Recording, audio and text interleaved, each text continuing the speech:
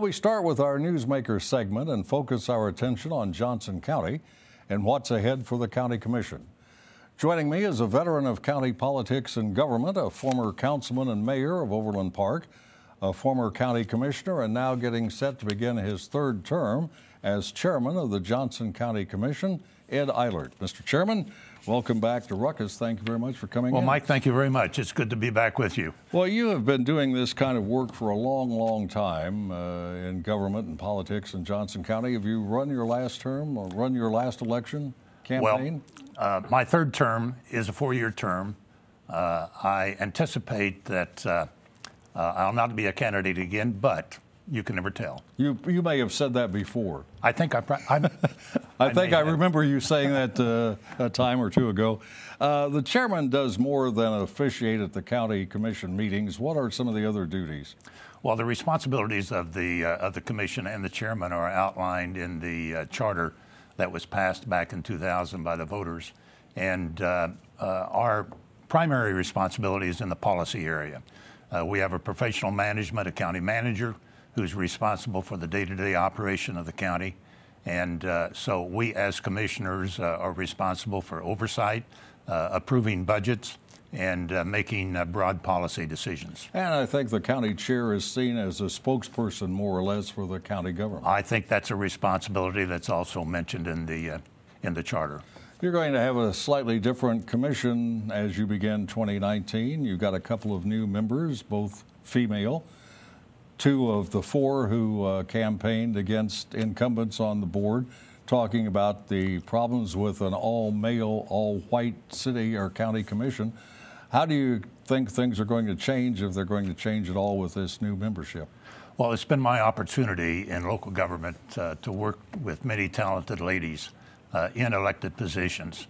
And so I'm looking forward to working with Janae and Becky as we proceed over the next 4 years. I think they are believed to be Democrats, and many of the county commissioners are heretofore Republicans. And one of your colleagues on the commission suggested that maybe county elections in Johnson County ought to be partisan because people generally know what party the candidates are associated with.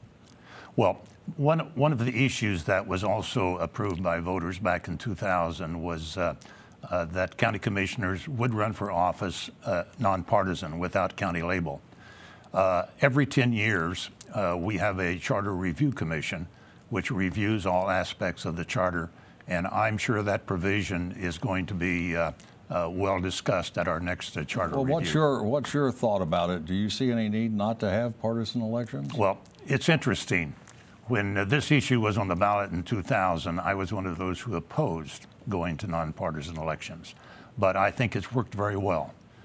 Most of the issues that we deal with do not require a party label in order to make sound decisions.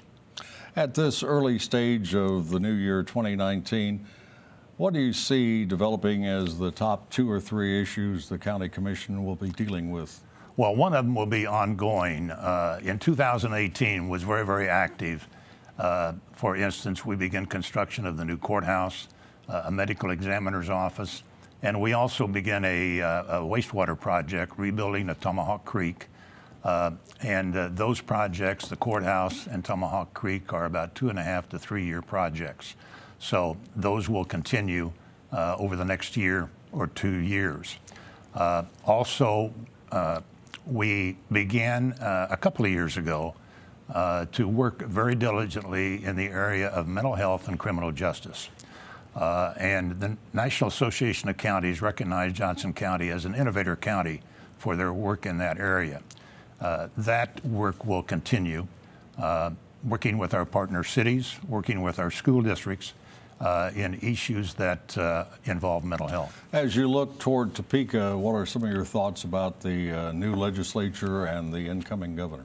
Well, it'll be interesting. We've been in this situation before. Kathleen Sebelius was governor, right. And Laura Kelly now. There is I'm not sure what's going to happen. there may be a little more tension. Well, some of what happens there will be causing difficulties, perhaps, for what you are able to do in county government. One of the issues that, or there are several issues, but one of the issues that we've talked about last year and again this year is to see if we can get some leeway, some flexibility in the tax lid. Right. Areas like mental health services, health services themselves, CAPERS funding, and those issues. When I've stopped you there out of time, it's great to see you again. Thank you very much. Well, Mike, for thank you coming in. very much. My pleasure. Appreciate it. Johnson County Commission Chairman Ed Eilert. Now let's meet the panel and start a ruckus.